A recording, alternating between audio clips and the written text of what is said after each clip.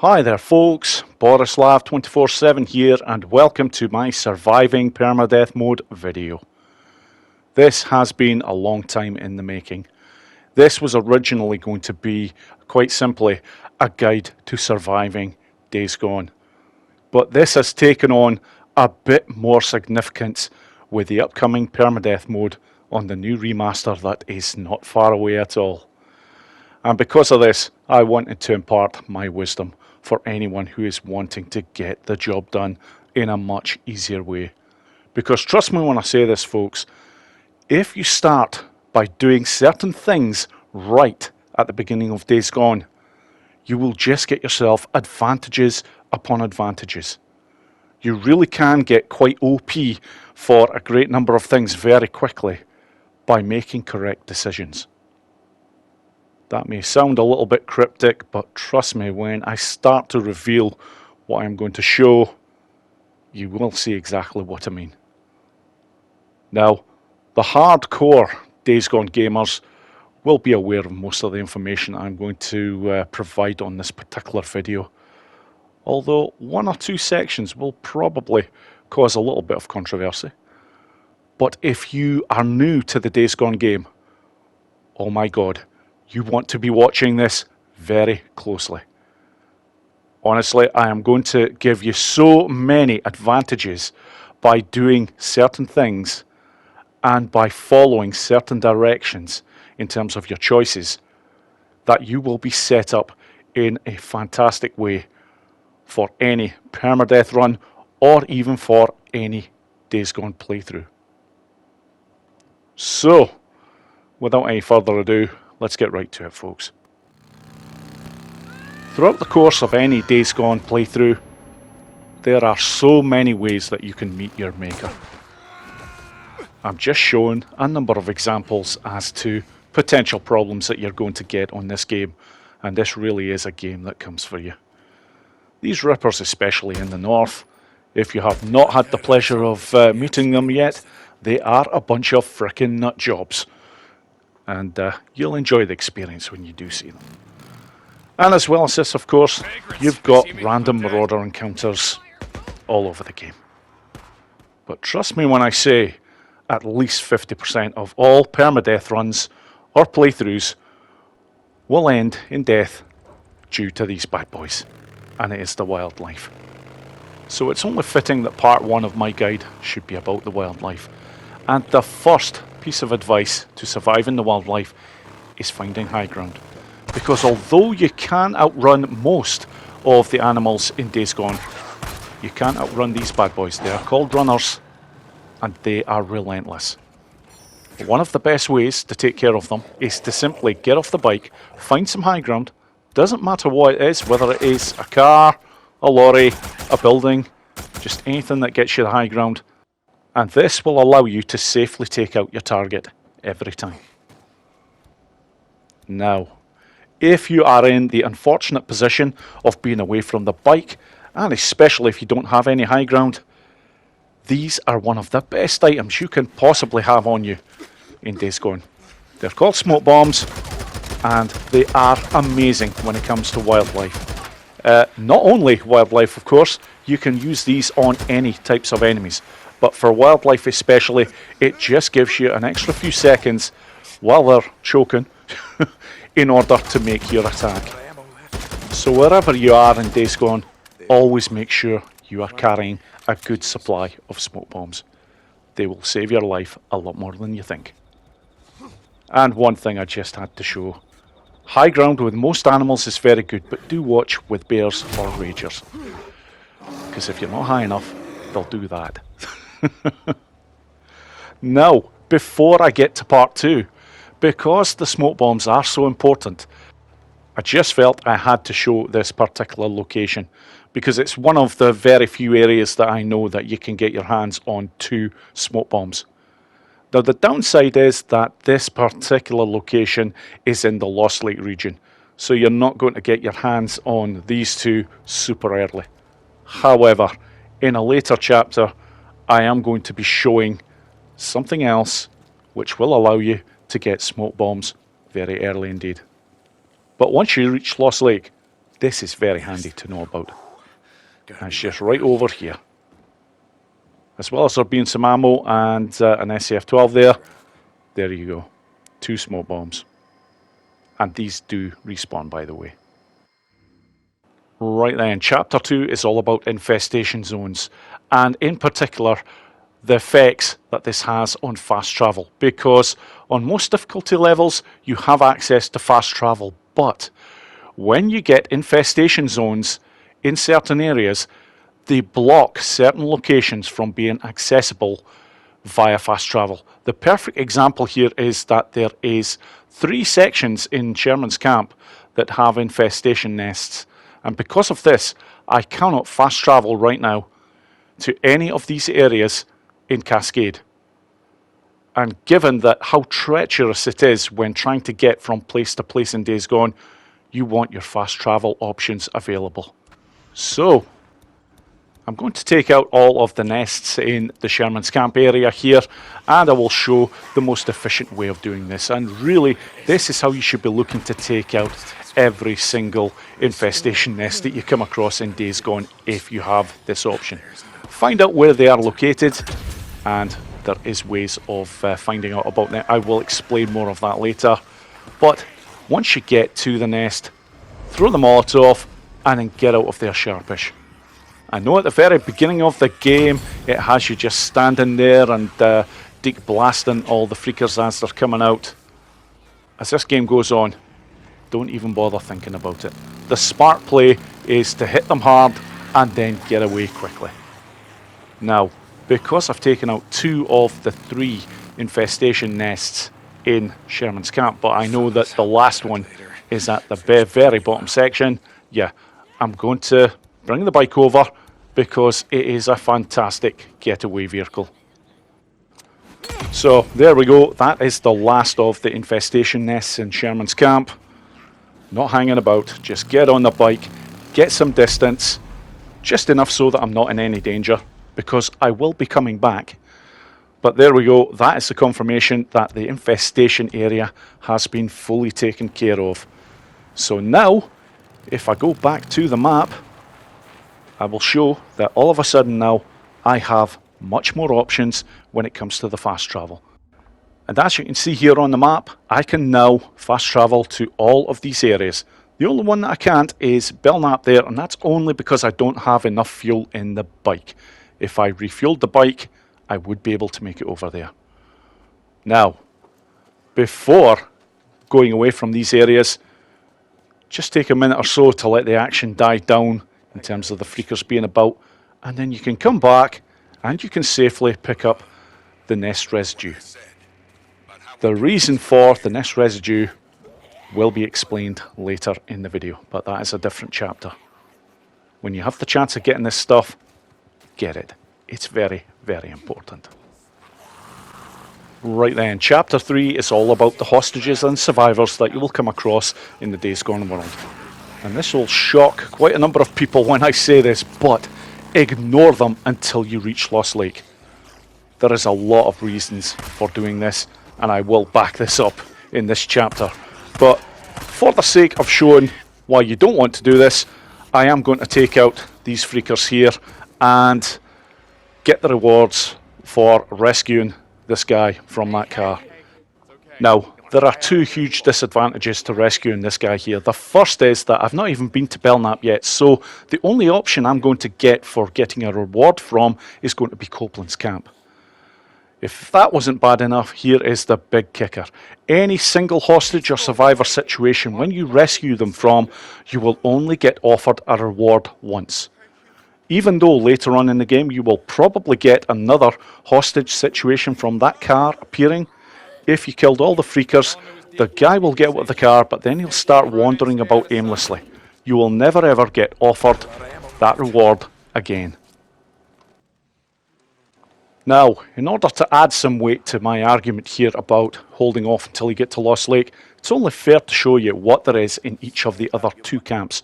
Starting off with Copeland's, and this is all about the bike parts only. Start with here, engine. The best engine you can get there, you can get with Trust Level 1, which doesn't take long to get in Cascade. Moving on to the exhaust. the exact same thing. Trust level 1. Okay, the storage, yes, you've got to get to trust level 2, but not hugely important early game. Fuel tank, they barely change. An absolute joke, to be quite honest. Moving on to the frame. The 2 frames that you can get are virtually no different to what you already have. Nitrous, yes, always handy to have, but you don't really require it too much early game. Now, onto the tyres. Again, you can see here, hardly any difference at all. So, a pretty poor selection, it has to be said. So then, on to the second camp, and this is Hot Springs. And unlike Copeland's, where they deal only with bike parts, Hot Springs only has guns. And I will admit, folks, they actually have quite a decent selection here. But the best ones, obviously, you require a trust level 2 or 3 to get your hands on. And there is a very good way in order to get the ones at trust level 2 especially, which I'll show at the end of this chapter. But here is the thing. Any hostages or survivors that you send to this camp, the reward that you will receive per hostage or survivor is a measly 200 credits. Yes, that is credits, folks, not trust points. Trust points will help you get these weapons faster. Credits will only give you a bit of extra coin in order to purchase them. So, as far as I'm concerned, it's an absolute no-brainer. You simply don't send anyone to this camp.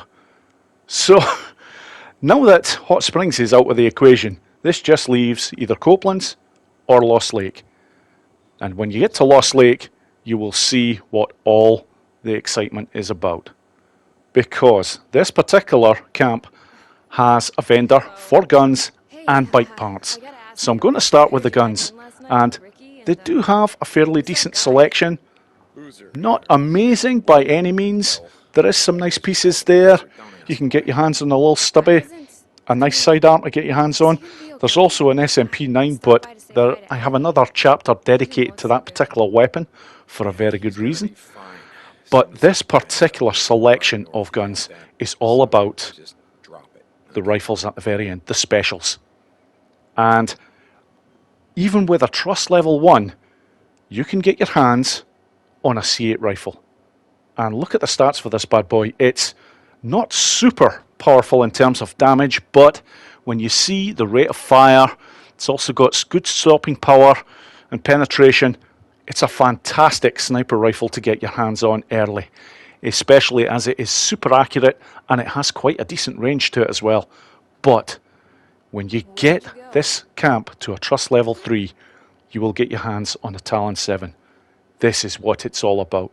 This is why you want to have as many trust points available to be sending this camp's way as possible. But it gets better. Let's take a look at the bike parts.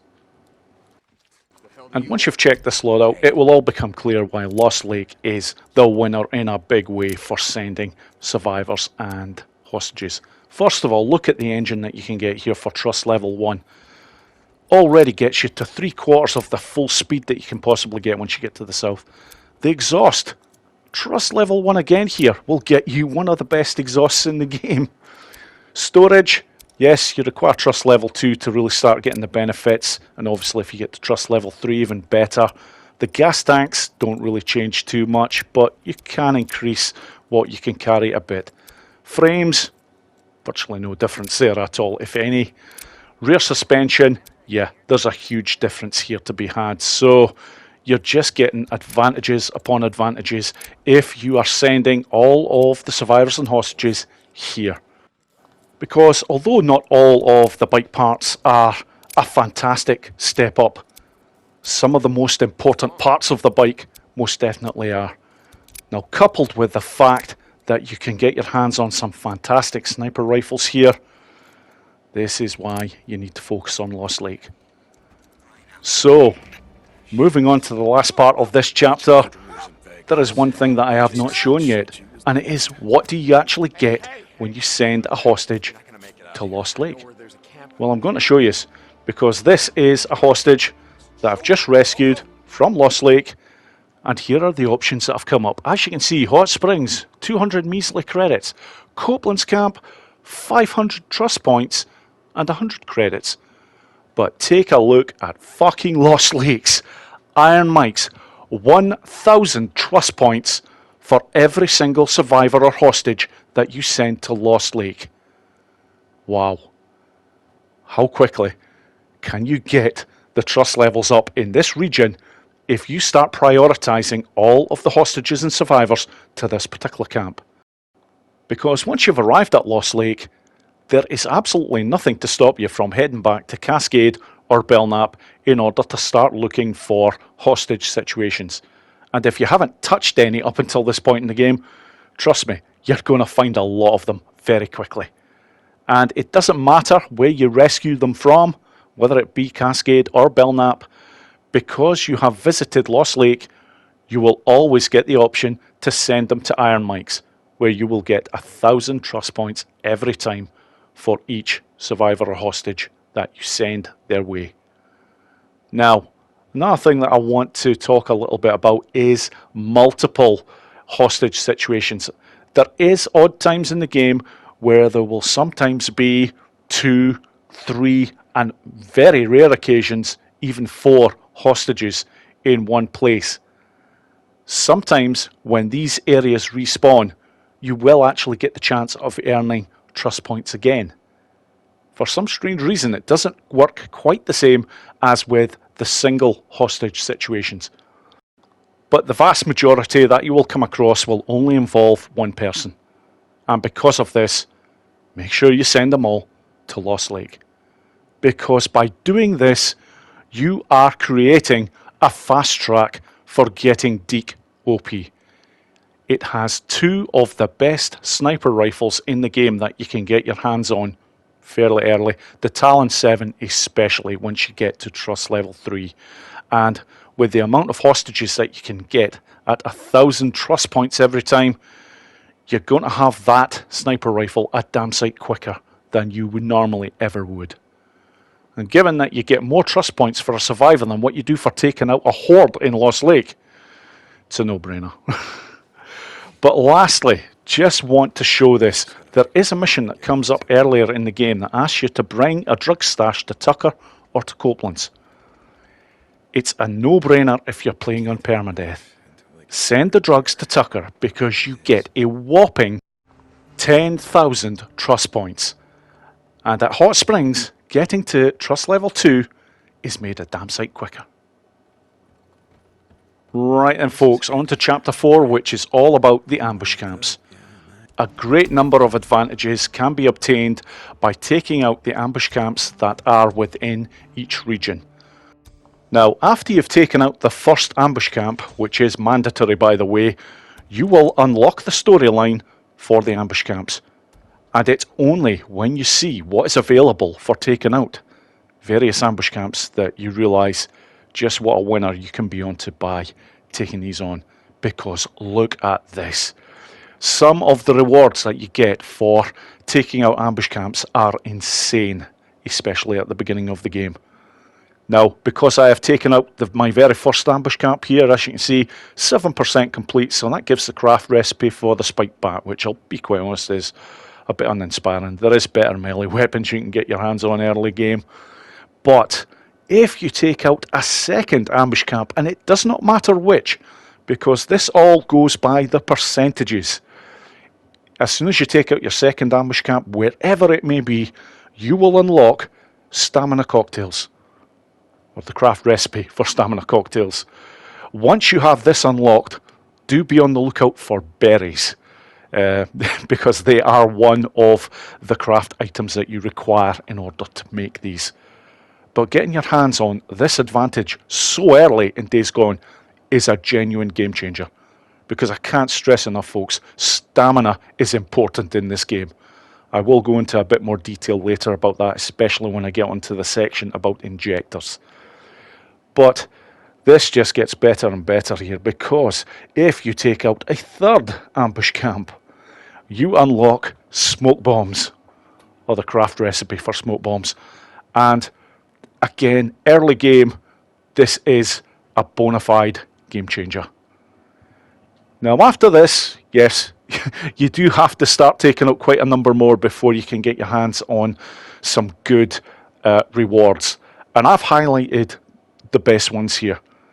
A lot of people may be surprised when they don't see an arrow beside attractor bombs or proximity bombs, but I don't consider them to be really essentials. They will help certainly, but there is a great number of things that you can get in the Days Gone world that will take out hordes and whatnot. But you do, for 5 camps, get your hands on the craft recipe for a focus cocktail. Again, very, very handy to have indeed. And I'll be perfectly honest, the last one that I am interested in is the incendiary bolts. You do require to take out 8 ambush camps in order to get the craft recipe for these bad boys. So, if you are playing a standard playthrough of Days Gone, just working your way through at your own pace, I actually do recommend that you take on all of the ambush camps, and there are 14 in total, because there are other advantages that you get from taking out ambush camps, which I'll come to in a minute. But if you are playing a permadeath run, no, do not go for all 14. Some of the ambush camps are harder than others, and I could make some recommendations, but it's really all about personal preference from player to player. However, there is 2 ambush camps that I am going to point out that I recommend that everybody avoids, and there is a few reasons for this. Now, these 2 ambush camps are in the same region, and it is Iron Butte, because the 2 ambush camps are the Wagon Road ambush camp and the Redwood RV ambush camp. Both of these are patrolled by Rippers. They are 2 of the toughest ambush camps to take on. Not only this, but the Wagon Road ambush camp especially has a very nasty habit of spawning large packs of runners. And I'm not talking about 2 or 3 here, folks. I'm talking about 6 to 8 runners at a time. And trust me, if you don't have good weapons when this happens, and a few smoke bombs to boot to help you out, your run's going to end trying to take out this ambush camp. So, as well as this, when you take out ambush camps, they actually display in nearby areas any potential Nero sites or Nero checkpoints. Now, if you don't take out these ambush camps in Iron Butte, then obviously you're not going to see these come up on screen. But here is another reason why I recommend you avoid these ambush camps, because there is only 2 injectors that you can get your hands on in Iron Butte. So getting the map to show where these are is not really as big a deal as what it is in, say, some of the other regions. And by the way, later on in this video, when I come to the injectors, I'm going to show you all where they all are anyways. So but yes, for those reasons alone, I recommend that you don't go anywhere near the ambush camps in Iron Butte. I certainly won't be. But before I finish this section, I did say there was a number of other advantages to opening up the ambush camps. The first one is what I have just mentioned. You get additional information in regards to where the Nero injectors are located in each region, or certainly where the Nero site or Nero checkpoints are. As well as this, if there is any infestation zones nearby, the map will also start to display exactly where the locations of all the nests are in that particular infestation zone. And of course, any ambush camp that you take out automatically opens up certain sections of the map in terms of what you can actually see. So areas that would be shaded, where it's just black and white, you can see not too much at all of a sudden you get to see all the detail. So ambush camps, you really want to pay attention to very early game indeed. They are worth a lot of rewards. Now then, on to Chapter 5, Unlocking the SMP-9 Early. After you've visited Copeland's camp for the first time, you will see the map like this, and I do recommend that you take out these particular missions because you will get your hands on an SAF-12, which you need, and as well as this, you will unlock focus in the skills menu. I will go into more detail about the skills later on, but before actually attempting to take on these hordes, there is one item that you need to be picking up, and you will get this in the prologue section. It's right there. It is an attractor that you can get by going into that particular building. Now, I've just moved things on a touch here. This is what the map looks like after you've taken out those particular missions. And it's at this point now that you really want to be thinking about trying to take out these 4 hordes. Now, the first horde that I'm going to be going for is right over there beside the Horse Lake Nero checkpoint. And it is the Death Train horde, a very well-known horde in Days Gone. And the second horde that I'm going to be going for is the White King Mine horde. And they're right up there, so you don't actually have too much travelling to do in between these two.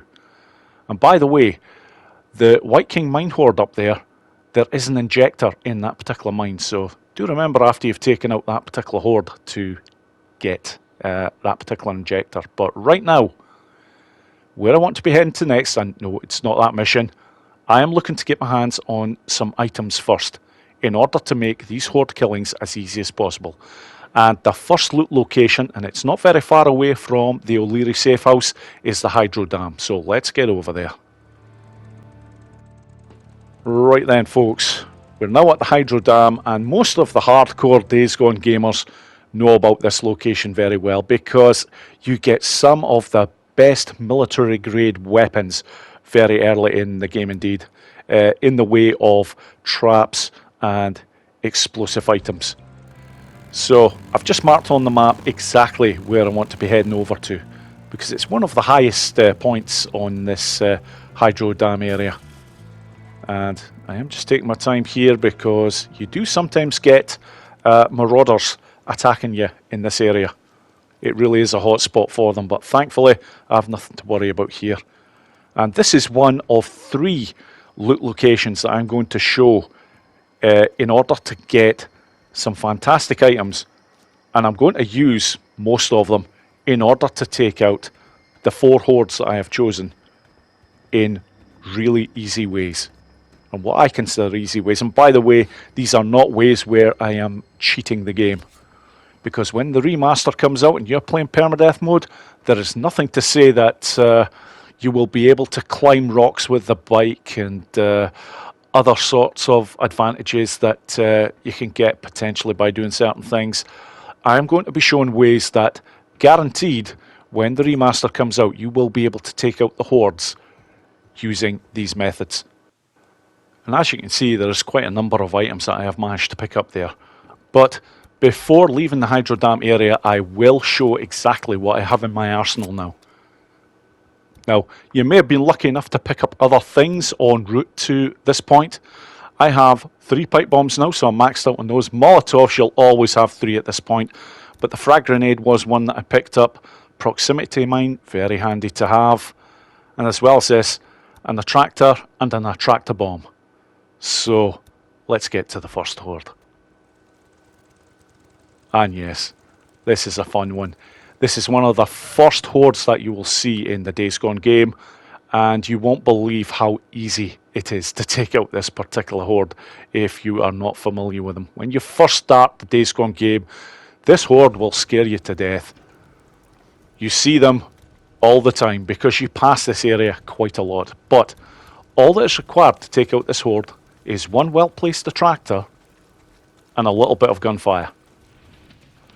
So let's do this. This is how it's going to play out. Just want to head up to these carriage sections, and I want to get to the other side so that I've got a line of fire to try and take out a few freakers. Now, I'm not worried in the slightest as to how many I take out here. The main purpose of that there is to get their attention. A few kills never does any harm also, but now I want the attractor, not the attractor bomb, just the standard attractor. Get it thrown beside that tanker and then move. You want to be well away before hitting this tanker with a bullet. Now I'm just waiting until I see some movement of any freakers coming around the side of the tanker. That'll tell me the attractor's done its job. And damn. Do you know what? Sometimes you manage to get the entire horde with that one shot, but not in this case. But that's okay. It's always good to show what can happen. I've got 1 or 2 stragglers clearly because I haven't received the confirmation on screen yet that I've taken out this horde. And yep, there is more. In fact, there's only 2 left. So even with the SAF-12 that I've got here, it's not going to be too difficult a job. Fantastic. That is the first of the 4 hordes. And by the way, the Nero checkpoint that's here, make sure to unlock it and get your hands on an injector very early. Right then, the second horde that I'm looking to take on is the White King Mine horde. And again, this is another area that has an injector actually in the mine, but obviously take out the horde first. So, I'm just showing on the map just whereabouts I am here. And now, I'm going to do something a little bit unusual. I'm going to move the bike over to beside this shack right here. Now, this isn't cheating, folks. This is simply being clever. Because I know that when this horde comes out, they can get onto the shack, by the way, but they generally try to get onto the shack by that particular corner. And where I've just climbed up onto this shack is the only section that you can actually climb up there. So practice it and make sure you know the exact spot there. But by placing the bike where I have, I will make sure that I have quite a bit of time there, and I just want them grouped so that I can let loose with a grenade. But first thing that I want to do is to get their attention. Once I see them running after me, I'm going to make my way out.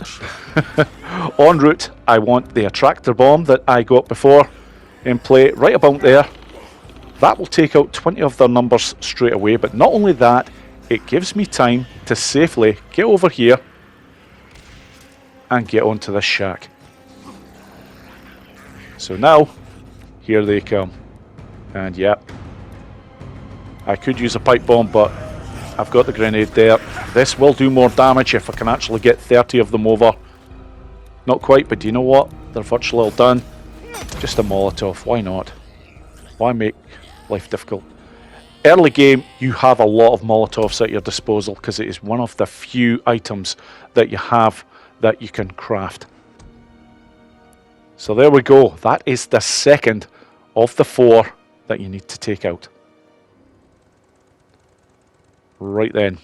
Moving on, I am actually now in Belknap, and I have taken the time to unlock this particular Nero checkpoint here, the Marion Forks Tunnel Nero checkpoint, and got myself another injector into the bargain. So I'm making Deacon stronger all the time while doing this.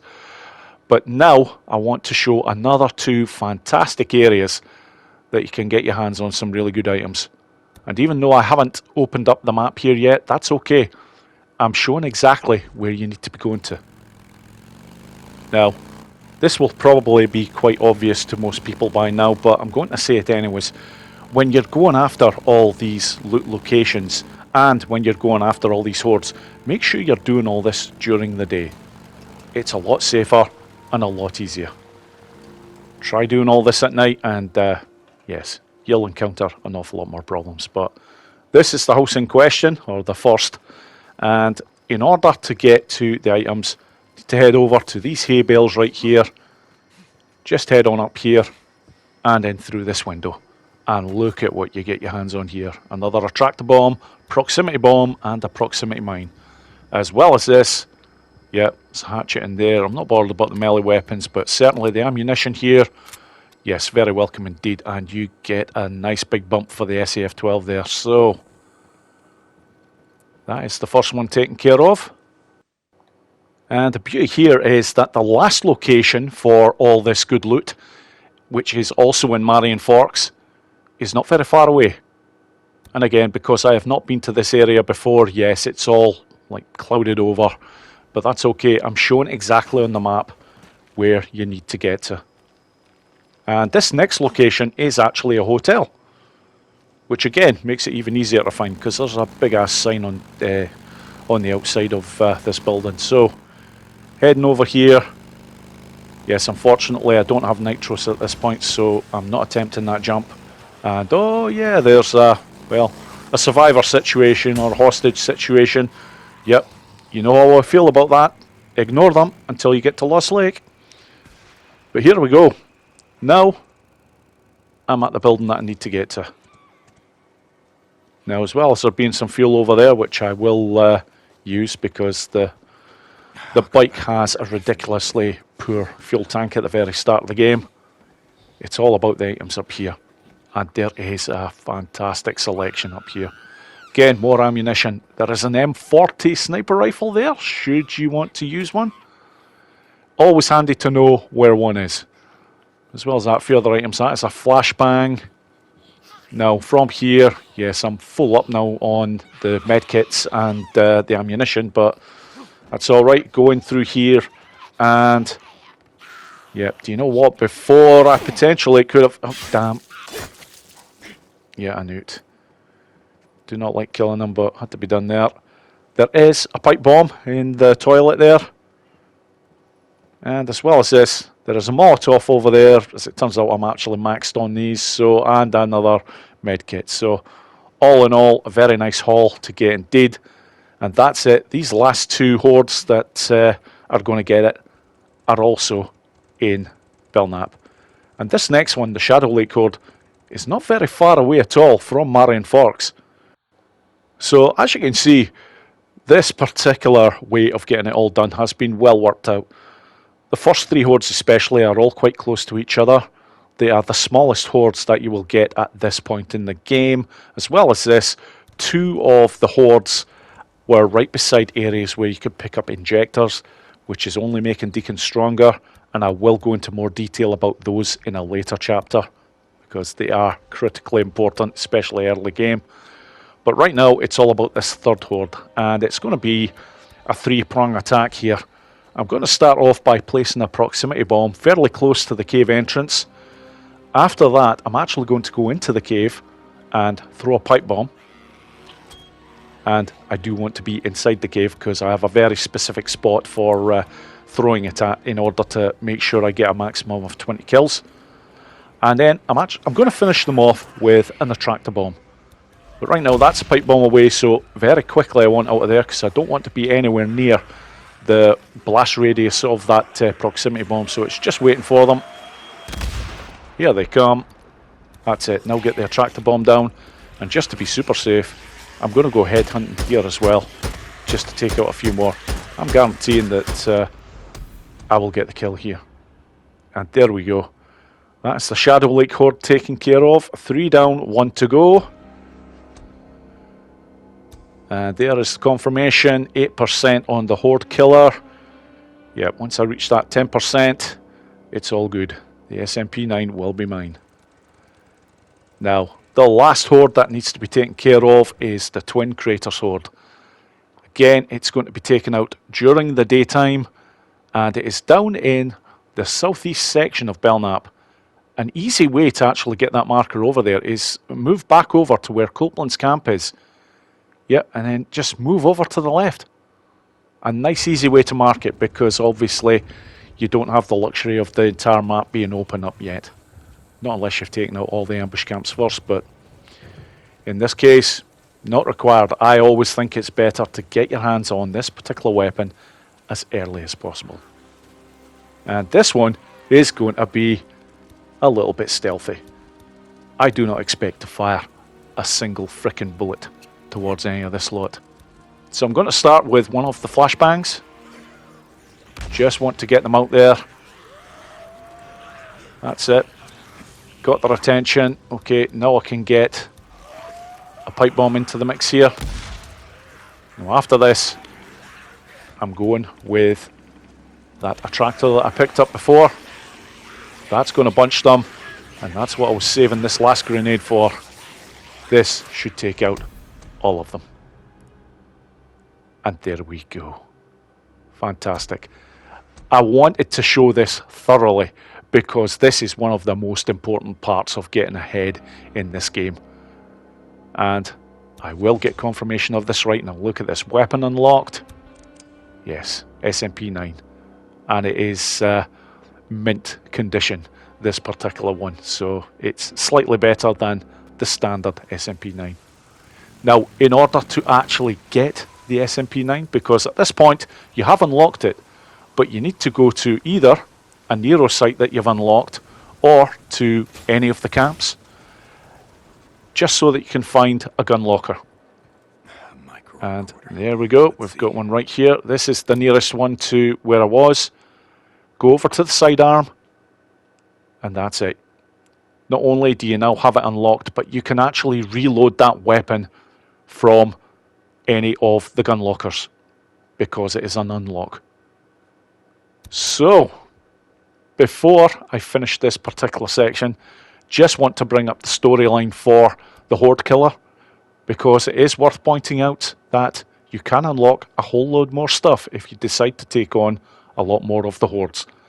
Now on Permadeath Mode, I don't recommend that you go for that many Hordes, but I would be tempted to try and get 10 Horde kills, because there is 40 Hordes in total in Days Gone, well, 40 official Hordes. When you get to the 25% mark, which is 10 Hordes, you will unlock the auto shotgun. I recommend going for that, but nothing else after that if it's a permadeath run.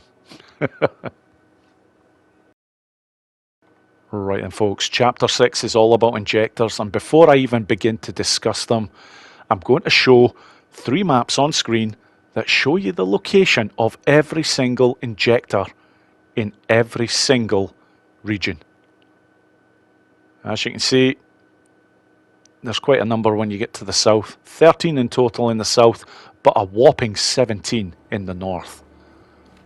Now, when you get to, whether it be a Nero checkpoint or a Nero site for the first time, this is the options that you're going to be presented with. These injectors will increase your stamina, health, or focus. You have the option of which to go for. Now, me personally, I'm all about the stamina. And I'm going to go into a little bit more detail about why stamina is so important. Because throughout the course of a Days Gone run, yes, health is certainly important. Will sometimes be the difference between life and death if you have a little bit of extra health, but if you get caught by a horde, trust me, doesn't matter how much extra health that you've got, it's not going to do you that much good. And focus, I'm not saying focus isn't important, but it's more of a nice benefit, definitely not essential. So, in order to get the most benefit from these injectors while you're in the north, and you have 17 injectors to pick up when you're in the north, by the way, this is how I recommend that you use them in order to get the best start in Days Gone. First of all, focus. Do not use more than one injector, because it's just a benefit. It's certainly not essential, and even getting one injector will give you a good couple of seconds of slow-mo aiming time in order to get the kill on what you're aiming at. After this, the remaining 16 injectors that you can pick up should only be used for health and stamina. And 10 of them should be used for stamina. You want that stamina absolutely maxed. What I tend to do in any of my runs now is for every 3 injectors that I get, I will assign 2 of them to stamina and then 1 to health. Next 3, the same. But once I get to around 8 on the stamina, I like to make sure it gets topped up. I never go beyond 6 injectors for health because the stamina is that important. And here's why. The first one is a pretty obvious one. Once Deke runs out of stamina, all of a sudden he starts walking at a snail's pace. And not only that, you lose the ability to perform a dive roll. So at this point, Deacon is a sitting duck. And if you're playing on a permadeath run and you've got a horde behind you, or you've got some other enemy where all of a sudden you are struggling to do anything with, you can't get away from them quickly, you can't do a dive roll, on a permadeath run, your run's going to come to an end pretty damn quickly. Why take that chance? You have the chance very early on to ensure that that doesn't happen. Just make sure that you prioritize stamina injectors. Simple as. But if that's not enough, there is another reason. Now, without giving too much away in terms of spoilers, before you leave the north to head to the south, there is a particular battle that you're involved in, and it is stamina dependent. The more stamina you have, the better chance you will have of being successful on this particular fight. I'm not saying that it is impossible to defeat this person if you are very low on stamina, but trust me when I say it's going to be a much harder job. And if you're on a permadeath run, yeah, you could have just wasted a lot of hours because you didn't prepare properly for this particular battle. All because you didn't take the time to stock up on stamina injectors. So there we go. There is my argument. I think it's a pretty good one. Right then, Chapter 7 is all about the skills. And these are the skills that you unlock throughout your playthrough of Days Gone. And trust me when I say the decisions that you make early on these will shape how your playthrough goes. Choose well, and you will have a far easier and better playthrough. Now, I'm going to start with the melee skill tree. There is only one of the skills that I will ever pick up early from this section. And it's not that one. As much as the field repairs is a good one to do, juice up is what I'm always looking for. It is a stamina benefit, or more to the point, whenever you're using a stamina cocktail, you get an extra benefit by having that skill in place. And I've already stressed just how important stamina is in this game. Moving on to ranged. There was a time when I would fill up on all these early. That's not the right way to go.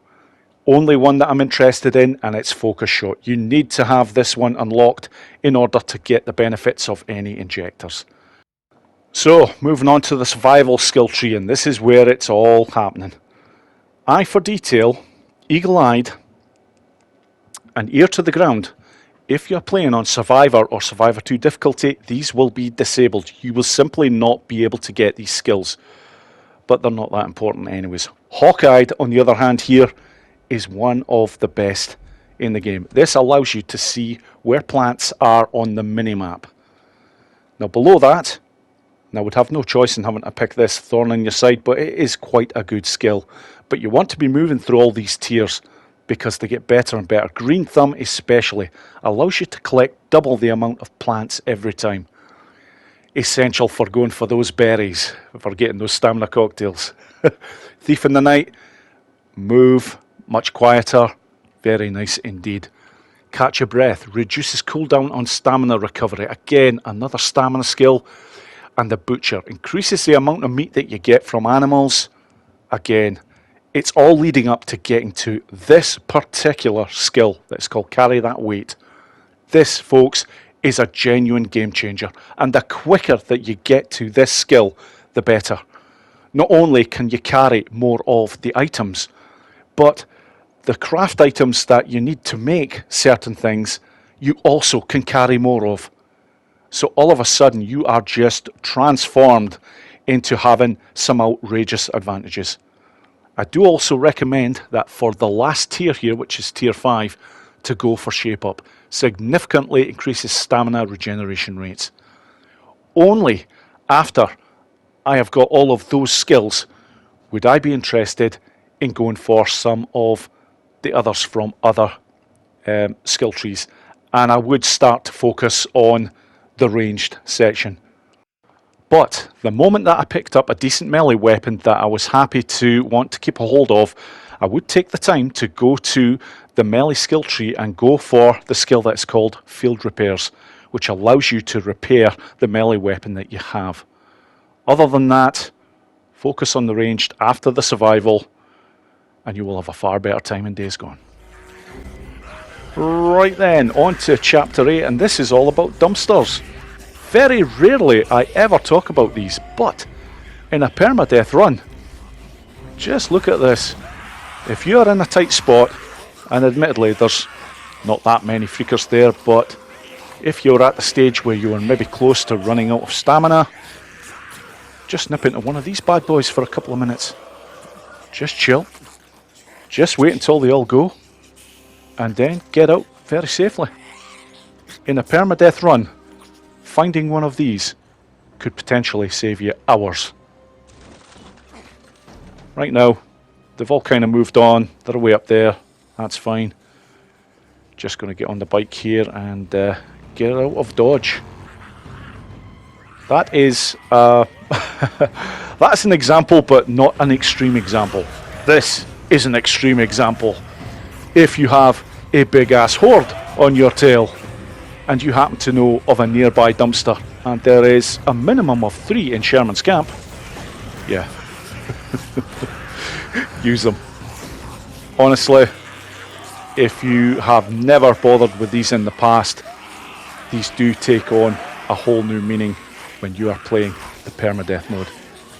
You just don't want to be taking chances. If you have a good spot to take them out, all very well, but otherwise, just wait it out. When you're in one of these dumpsters, Christ, go away, make a cup of coffee, have a biscuit, come back. You're completely safe. They can't touch you. So at this point now, the rest of them have gone. No, this one's going to fucking get it. And that's it. Crisis averted. Now then, folks, Chapter 9 is all about one of the most underrated weapons in the entire game that you can get very early game. And you unlock it after completing this particular mission. Now, this mission starts as being called Out of Nowhere. But by the time you get to the very end cutscene, you will actually see when you complete the mission that it's called They're Not Sleeping. But once this has taken place, and there we go, that's the prompt on screen, all of a sudden you get access to the craft recipe for creating residue bolts. These are a game changer, and they're not used enough by people. I am going to give a very thorough demonstration of just how effective these bad boys are. But once you have unlocked these residue bolts, the thing that you ideally want to do now is to start picking up nest residue from the infestation nests that you've burnt down. Worth knowing at the end of this particular mission, yeah, there is a nest right there. Take advantage of it and then just go. Because you can always come back to these areas very soon after the freakers have all left them. And now that I have unlocked the residue bolts, I need to get my hands on some nest residue, and this is a nest that I took out quite literally 5 minutes before I started the mission out of nowhere. So now I can craft some. All you require is cedar sapling, the nest residue and scrap, and you can craft 3 at a time. Now obviously early game you are limited because you at this stage in the game you will not have unlocked the carry that weight skill, but once you do, you can get seriously loaded on these bad boys. So I did say I was going to give a thorough demonstration on just how good these are, and I am going to choose one of the hardest ambush camps in the entire game to take on. Jefferson Rail Tunnel Ambush Camp. Not joking when I say this is one potentially that you might want to consider not even taking on.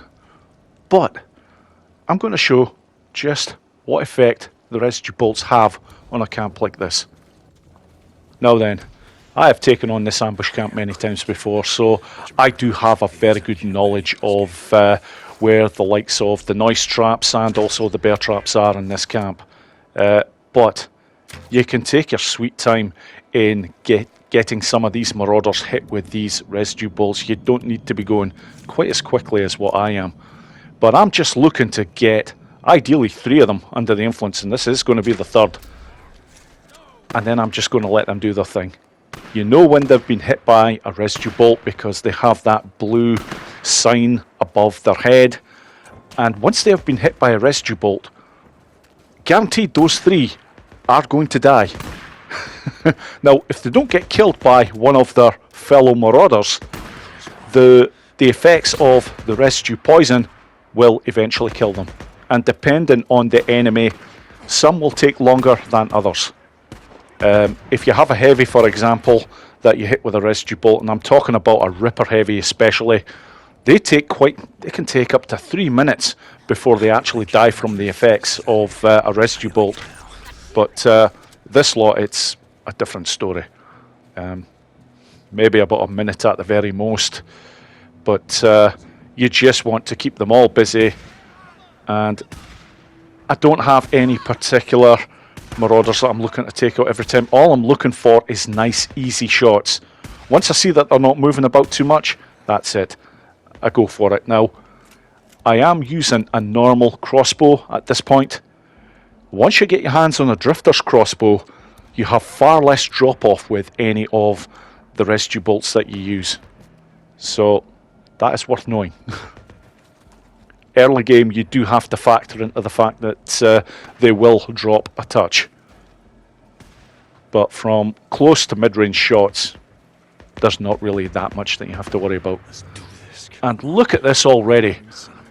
A really tough camp of 14 marauders. Already, 8 of them have been taken care of.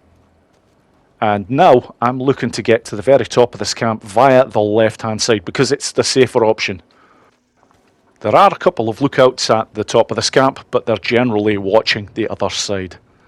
And, oh, thank you very much, another easy target. Yep, going to get that one under the influence, and hopefully he'll start to go to work on the ones at the very top. Because once an enemy is under the influence of a residue bolt, they no longer recognise friend from foe. And that goes for the animals as well.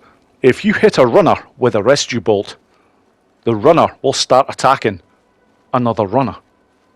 Really is a handy way of, and holy shit, yeah, I seen that, a rather large jump there by that guy. Clearly the game has glitched just a wee touch there, but it's always good to see that stuff.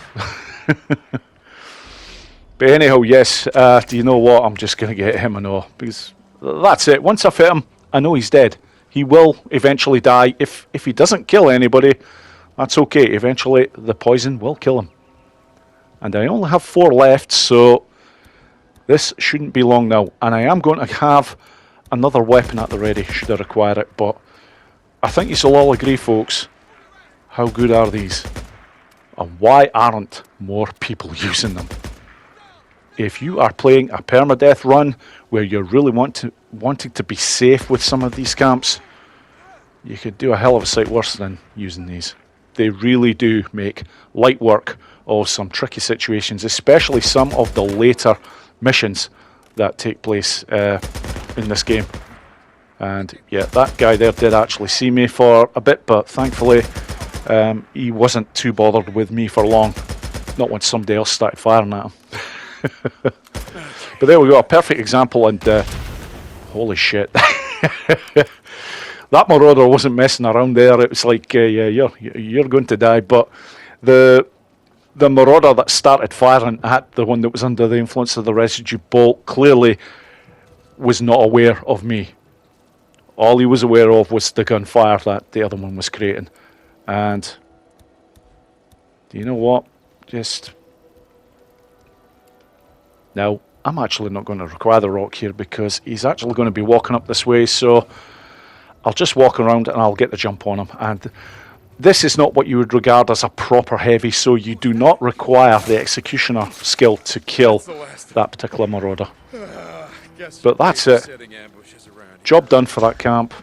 How good a demonstration was that? Right then, folks, on to chapter 10, and I've saved one of the best for last. The Days Gone challenges.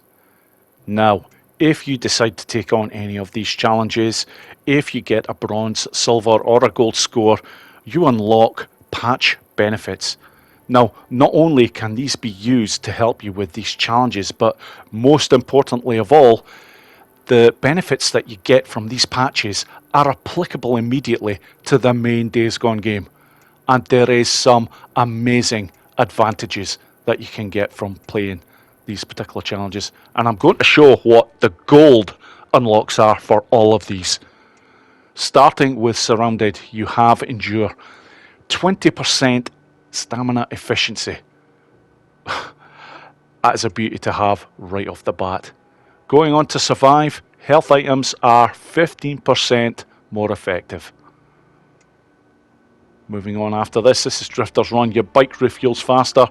Originally the worst of the lot, but on Permadeath Mode, actually a bit useful. Condemned. This is the best patch perk in my opinion in the game. Bullet penetrates through more enemies.